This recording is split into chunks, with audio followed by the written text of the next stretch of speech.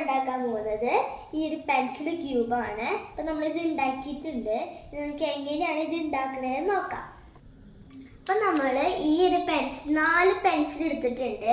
അപ്പം ഈ 4 പെൻസിലിനെ നമ്മൾ സാധാരണ ഇങ്ങനെ വയ്ക്കില്ലേ, സാധാരണ പോലെ തീരെ വയ്ക്കില്ലേ, അതുപോലെ തന്നെ നമ്മൾ വയ്ക്കുകയാണ്.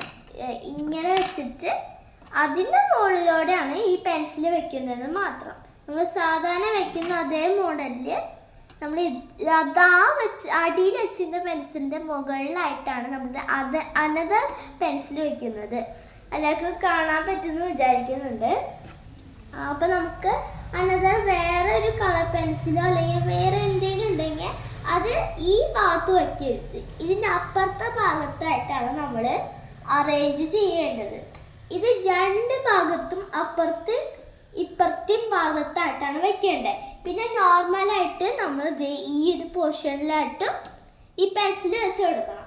പിന്നെ ഈ പെൻസിലും കൂടി ഉണ്ട്. ഈ ഒരു പെൻസിൽ നമ്മൾ അതേപോലെ ഉണ്ട് ബാക്ക് ഭാഗത്തും വെച്ച് കൊടുക്കണം.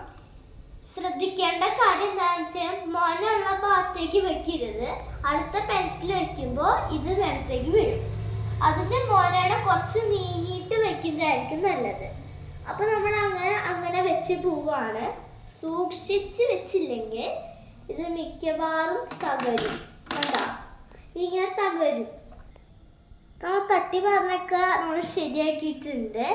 അപ്പോൾ നമ്മൾ ഫസ്റ്റ് പറഞ്ഞതുപോലെ തന്നെയാണ് നമ്മളിത് മുഴുവനും വെച്ച് പോയേക്കുന്നത്.